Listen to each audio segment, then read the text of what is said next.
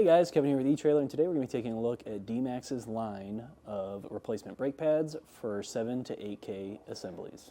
Looking at our line here, we're going to start out with our semi-metallic, which is a ceramic brake pad here. That's going to kind of be the basic for them. They're kind of switching over to Kevlar now because they've done a lot of testing and found that Kevlar is holding up a whole lot better to heat. A lot of ceramic brake pads are just kind of melting, having heat issues. They hold on to that heat too much, and it over time is going to wear out that pad. It's not going to be as great braking power, even though the pad might not be fully down, because like as you can see, when you're checking your brake pads, you're going to be looking at it from the top because there's the opening in the caliper, and that's how you're kind of see the wear mark, which is that little slot that we have right in the middle. So once it reaches down to the end of where that cuts into it, that's going to be your cue, hey, you need to replace your brake pads. On these ones, they're a little bit thicker, and that's because these are going to chew up a little bit more.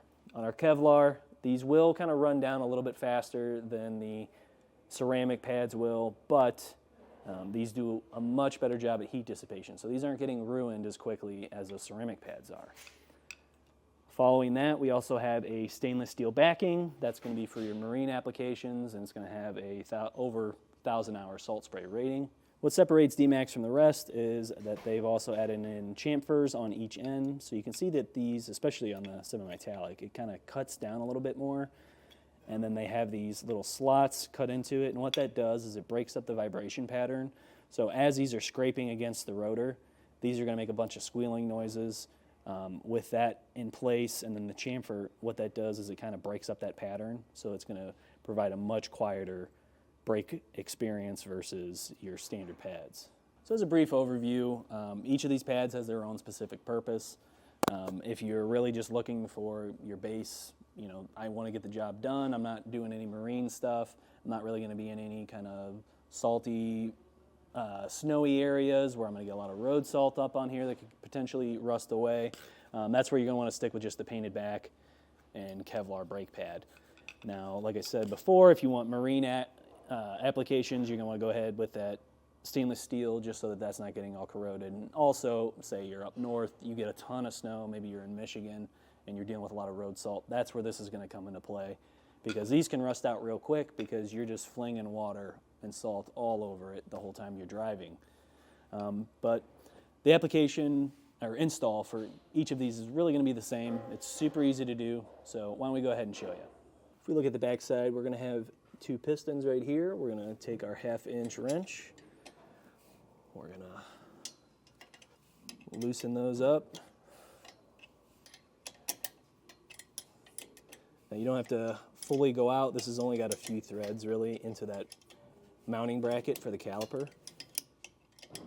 So you might find yourself just kind of spinning here. Once you can kind of start pulling on it, it's not going to fully come out because we're going to hit that leaf spring, but we can get a little bit of room away from the bracket so that we can pull our caliper away. So as you can see, I got it loose enough now. Our pistons haven't been used as much yet just because it's new here. So this isn't as easy as it usually would be. Once you start actually kind of working it back and forth, we'll get both of those loose. And then we can take our caliper off. While we're doing that, we want to make sure that we have like a clamp or something else kind of in place just to kind of hold it up. Or you can potentially set your caliper up there. So we need to keep in mind that we do have a brake line here. We don't want to potentially kink it or break it off or anything like that and then have all of our brake fluid fall out. Once our pistons are loose, we're going to pop the caliper just straight out. Oop. And our brake pad popped right out too. So these are going to have retention clips. Those will kind of wear out over time, you know, no matter what company you go with. But we'll pop that right over, and like I said, you can set that up top. Might make it a little bit easier for you, just so you have a kind of a space to work. The old brake pad will pop right out. So switching over, I'm just throwing on the stainless steel ones. We're going to have two pieces here. You're going to have a fatter piece that's going to fit right in with the inner portion of our caliper, and then we have this skinnier piece that's going to go towards the outside. It's also got two little posts that are going to mate up with our caliper. So there's no way to do this the wrong way because it's only going to fit in that one specific way.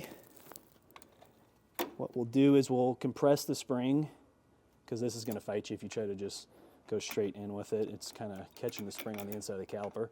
So I'm going to kind of put it in a little crooked, bend that spring down just a bit, and push those posts into place.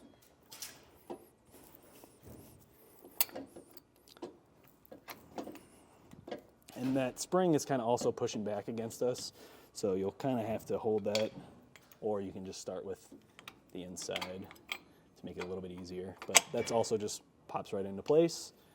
You can kind of pull this back. There we go. Now it's fully clicked it in. And we're just going to go ahead. I'm going to route that back down under my leaf spring like I had it. And I like to set the bottom side in first and kind of pull my top in. Might need to kind of work it back and forth just a little bit to kind of get it to sit right, because these pistons aren't always fully out of the way. Now we can go ahead, we'll line up our bolts and just start threading that back in. I like to do a little bit on one side and then switch to the other, because these don't always line up just perfect. So there we go. Get them hand tight, and then take our wrench. That way. And we'll fully tighten them down.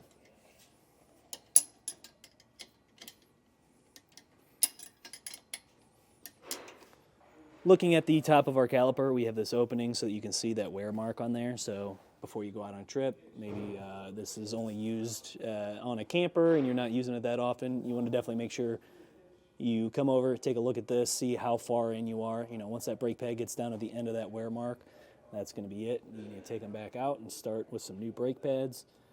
Just easy little way to check this. You know, if it was a drum brake, you'd have to pull the whole assembly off to even be able to see it. So that's a real big upgrade with these disc brakes.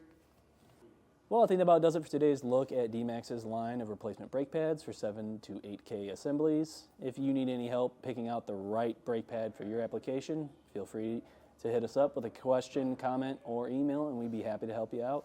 But my name's Kevin. Thanks for watching.